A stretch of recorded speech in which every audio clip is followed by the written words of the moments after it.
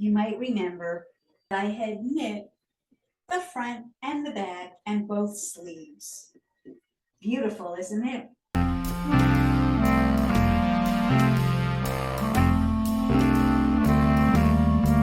And action. Welcome back to Show and Tell. I'm Billie. I'm still unwinding from Vogue Knitting Live, which is only a little over a week ago. So many wonderful things happened to me there. I shared a lot of them in last week's video, but there's more. For one thing, I saw these little craft lights. I feel like an advertisement. Vivalux, the wondrous vacuum cleaner. No, I'm just kidding. I saw these. You couldn't miss the booth because the whole thing was bright yellow. And there were these little lamps that throw off quite a bit of light. So it's really, oh, let me turn this off. Oops. It's on dim. You can see that it's much smaller than the palm of my hand, and it throws off a good amount of light. So if I'm knitting in bed while my husband is sleeping, this is proving to be tremendous. So I wanted to share this with you. I requested the one that has a magnet on the bottom because the other option was Velcro. And I was too afraid with my knitting, if the Velcro got stuck on it, it would just pull it. I don't really have a surface to, a metal surface to stick it onto, but I just sit it on my little notions box, which is metal, on the edge of my laptop, on the smooth part of my laptop, because most of the time when I'm knitting, I'm sitting in front of my computer. These are $25, $30, something like that. And it says that, well, first of all, the thing to know is it's got a rechargeable battery. So just like you would charge your cell phone, there's that little port there. And it comes with a plug, you can plug it into your wall, and a cord. On the package, it says it gives over 50,000 hours of LED life. It will fully charge within 3 hours.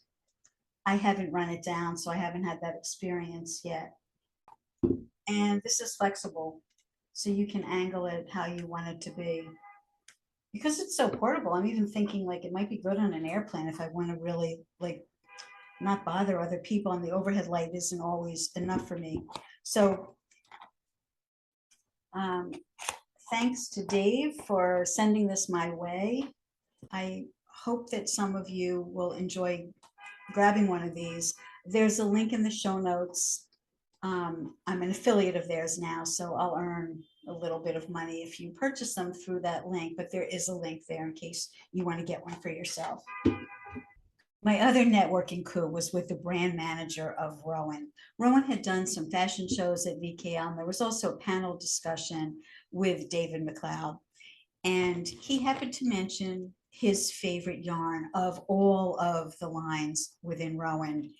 So I very innocently asked him where in New York City would they carry that yarn, because there was a booth at VKL, but that booth didn't have that particular line, the Softyak. So he told me that he'd be happy to send me some to try as long as I would present it to you. So this guy wasn't kidding around. He got his people right on it. And within the week, this package arrived from the UK. Now, I could not contain myself. I have no idea what color it is. Maybe it's multiple colors. So you can see it's all still sealed. I hope I like it. But either way, such a wonderful thing. I thought he might just send me one ball to try, but there's a lot in here. Okay, here we go. Dun, da, da, da. Notice the vintage scissors. These were my mother's. These were the first scissors I remember in my house growing up. They're not the sharpest, but they have sentimental value to me. Whoa! This is like a sage green. Looks like there's more than one color in here. So it's Softyak DK, 50-gram balls. I know it's a large percentage cotton and then some yak, and I think there's also some nylon. So I have a whole potpourri of colors. There's a dark green, the ever popular black. I think this is beige as opposed to gray, because I'm thinking this is like a pearl gray. Subtle difference, but they are different. Looks like they sent me one of each color. This is like a mustard. I'm sure these colors all have names.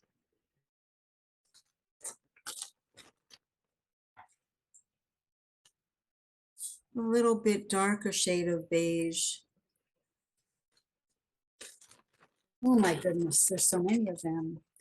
Fuchsia. This is like a dusty rose.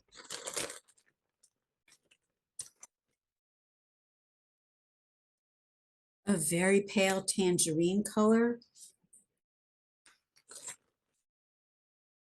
Red, I should be stacking them up behind me. I don't know if you'll see them back here.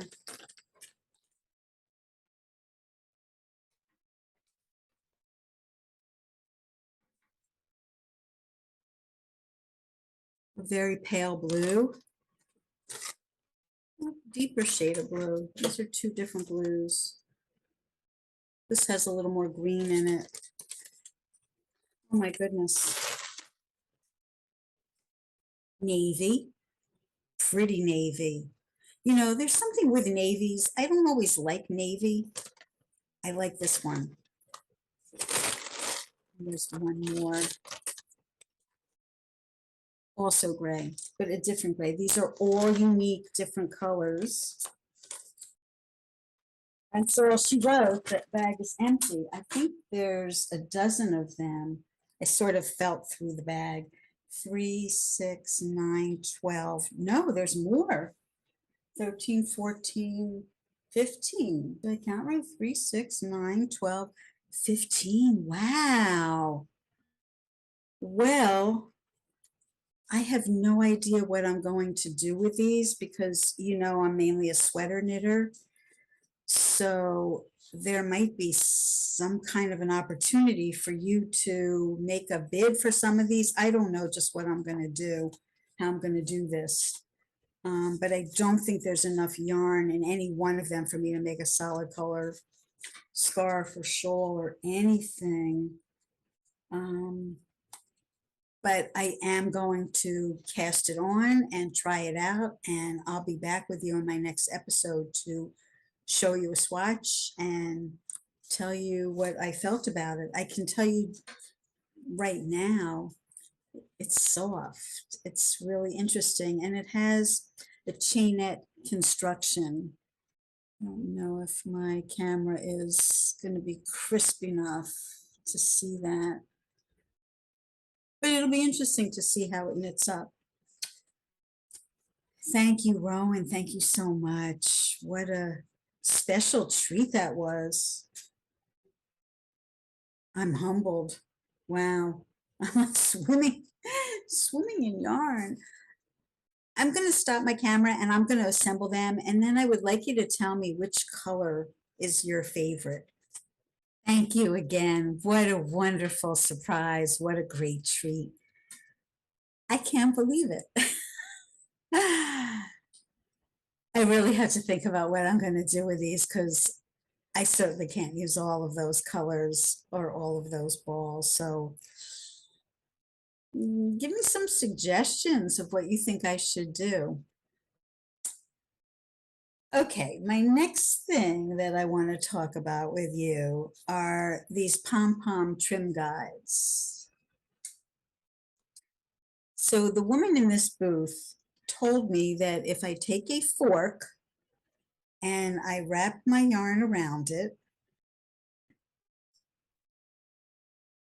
like so,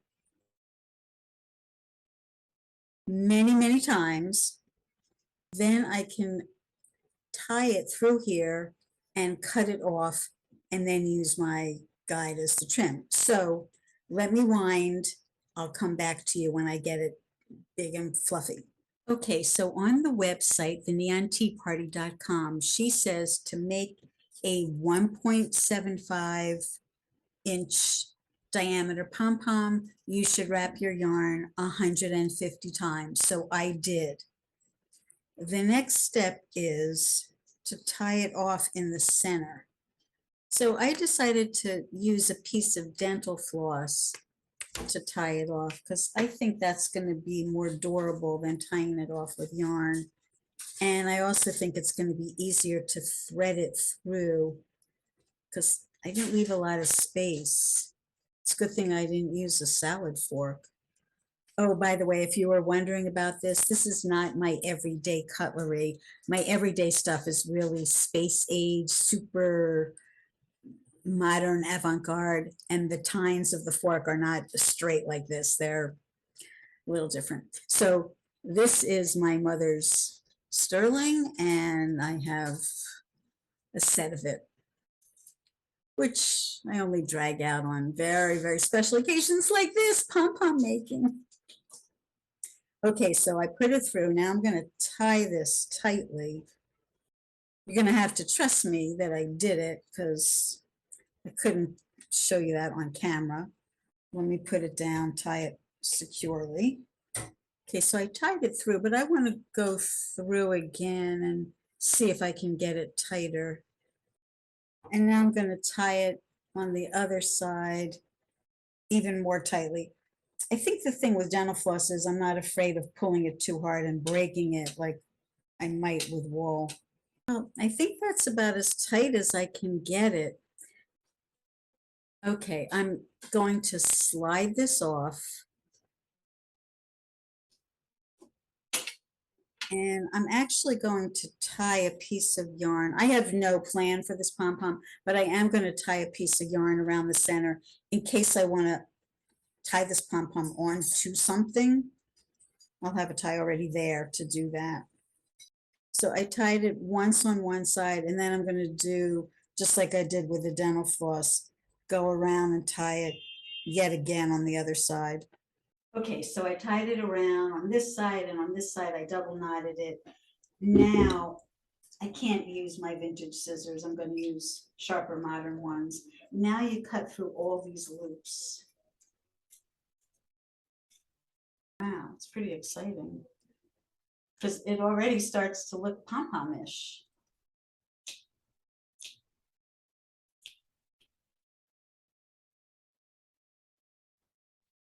I want to be careful not to cut off my little tie.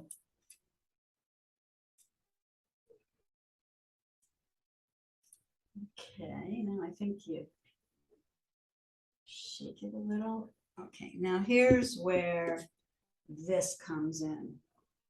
Use that as a guide to snip around. I don't know if I can do this on screen with you. It makes a bit of a mess, so I just put something underneath to catch the little trimmings. But even just cutting through the loops, little bits of fiber were escaping. Oh, I missed some loops. I guess it's good to start with the size close to your final size so you don't have to trim too much.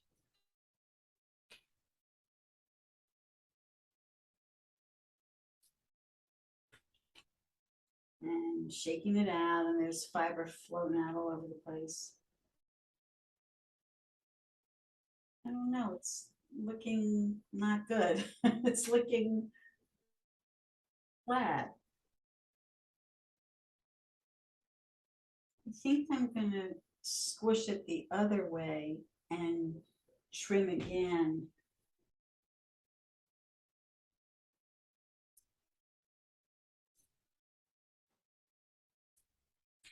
I'm wondering if I should have made a smaller pom-pom.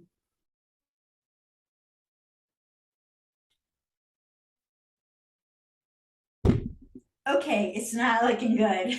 So if anyone has suggestions for me, I was really hoping this was gonna be the ticket.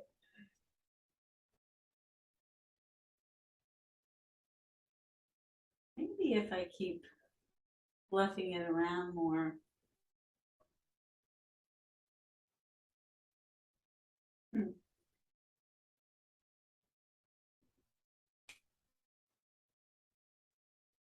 It doesn't look like any pom-pom I've ever seen before. So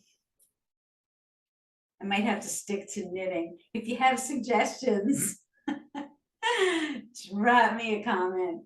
Speaking of comments, I read every single comment and I respond to every single one. So please feel free to comment early and often. There's fuzz all over everything now. Okay, let's talk about works in progress. This is also a saga. A while back, I introduced you to For the Rink or the Links. You might remember that I had knit the front and the back and both sleeves. Beautiful, isn't it? Really tight weave. I was on a size 1 needle. The yarn is John Arbon Textiles, Paint by Numbers. Love the yarn, 100% merino. And I knit it using the stranded method. Now, you know, you can't call it Fair Isle if it doesn't have a Fair Isle Peary pattern and if there's more than 2 colors in a row. Most of these rows, it's a 34 row repeat. Most of the rows do have just 2 colors, like here, it's this peachy color and red, but there are 4 rows in that entire repeat that involve all 3 colors. So, you know, it's certainly not Fair Isle, but this is stranded knitting. And look at how beautiful my strands are. Where they're not so pretty, those are the rows that have the 3 colors, because I couldn't figure out any specific system that was uniform all the way across, like I was doing with 2 colors. So I wanted to show you how the back looks and how the front looks. I was completely satisfied with all of that. The thing that I wasn't satisfied with was the fit. This fabric has no give. I'm pulling on it and I could be pulling on a piece of cardboard. It is not budging. So even though the measurement was right, with our knitting, we expect to have some stretch, a little bit at least. This had like none. So I didn't want to rip out the entire thing and recondition all of the yarn at once. I thought that would be too degrading to my ego. So I kept this and ripped out one of the other pieces, reconditioned that yarn, and started knitting onto the bottom of this. Now, let me explain, because this is a little bit bizarre. It's very bizarre. In the beginning, right here, where the red meets the burgundy and brown, I had done a provisional cast on right across here. And I didn't do any of this ribbing.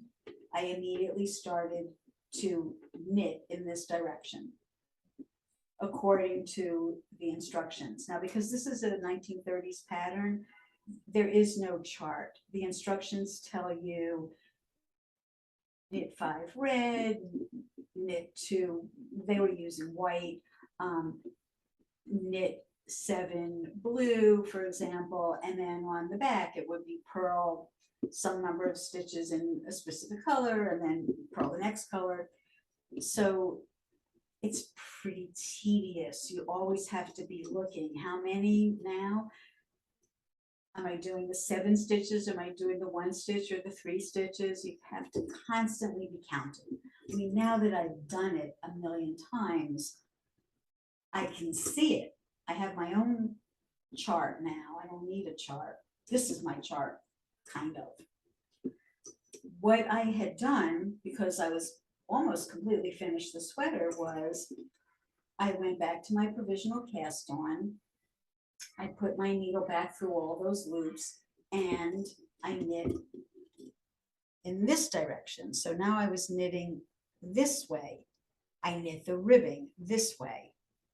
So I had all of this ribbing already knit. I'm going to keep the ribbing. The ribbing has plenty of good stretch. Perfect, no problem. What I did was these stitches were still live at this end. I had not bound off. I picked up those stitches and started knitting fresh in this direction. So now I have both sweaters growing out of this same ribbing, one going this way, one going that way. I made the executive decision to try and do this instead of stranded, to now try and do it using the Intarsia method. So I'm a little embarrassed about how the back looks, but I'm going to, at the risk of embarrassing myself further, show you the back. But I want you to see the back because I want you to see when you do Intarsia, especially when the colors are changing every few rows, you are going to have a lot of these strands. Now, these will all get woven in, of course, but since I've already been burned very badly by this sweater, I don't want to start weaving these in until I can try the sweater on and know that I'm happy with the fit. One thing is for sure, this has a lot more stretch, and I'm pretty sure I'm going to get the fit that I'm seeking. Part and parcel to having that stretch is the size of the stitches is different. And if I hold them side by side, you can see that it has a very different look. This is much tighter weave, if you will. This is a little bit more open and it doesn't have this fuzzy quality to it. Same yarn. Yes, I reconditioned it, but the yarn still has fuzz. It's just not giving this thick, dense fabric. So I thought that's very, very interesting that because stranded knitting really pulls your stitches much tighter together, not just the stitches, but also the rows, it gives a very, very different fabric. This would make a fabulous carpet. It would make a fabulous handbag. The texture of it is really scrumptious. And it has a very different look that I actually prefer. But what good is having it look good if it's not comfortable to wear? It was like so tight. I couldn't even put it on over my head. I'm confident with this that there'll be enough give for me to maneuver into it. And I'm also building in a little bit more ease because now I'm kind of gun shy. So this is my main work in progress at the moment. I want to keep motoring on with this. I have to tell you, it was really hard to come back to. It's been in the back of my mind for a long time. I wanted to revisit it, but I also knew that I had a few other little projects on the go that I didn't want to put aside just yet. I wasn't fed up with them enough to put them aside. And one of them, I'm doing a cow with a few other people. I didn't want to abandon the group. I'm ahead of the others, so I was able to put the Spencer aside for a little bit. I needed to have a big chunk of time to carve out to come back to this because, you know, when you put something aside a long time, you forget what you were doing and you kind of lose the momentum. I had to build back up. I had to refamiliarize myself with the sequence of the stitches. I had to figure out how I was going to manage the bobbins. how many bobbins I wanted to have and where I was placing them. And each time I changed colors, that's a process. So it wasn't something that I could just pick up and run with. I had to really sit down and think about it for a good long while before I got back in. And then once I got back in, I didn't want to lose momentum. I wanted to really start to knit. So I wanted to be sure that I had several hours of uninterrupted time to come back to this. And I'm really, really happy now that I did so, because in the last week, I've made quite a nice amount of progress, and I like the stretch of it, and it's going to be full speed ahead. I can't say that I'm going to finish this before I go back to my other projects, but at least I'll have it well underway. All I'm doing with the other pieces is ripping them out bit by bit and reconditioning small portions of the wool, enough to wind onto these bobbins. I don't have enough bobbins for all the different colors and the quantity of each color that I needed. So I have made some little butterfly ones. This yarn, even though I love the yarn, even soaking it overnight, all of the kinks have not come out. But as you can see in this reknit section, I think it looks perfectly fine. And I'm sure when it's blocked and really soaked again, everything will settle into place. I was surprised that it didn't come back to being completely smooth, but I guess it's the nature of this yarn and the twist and the fiber and whatever. Anyway, I look forward to loving this and getting many years of wear out of it. I'm not a golfer, but I think this would be fabulous on a golf course. So I will be back in a future episode to talk about golf attire. I became intrigued when I started to knit this sweater that golfers have a certain kind of sartorial flair. I'm sure that there are some male golfers who would love to get their hands on such a colorful argyle as this. So that's it for this week.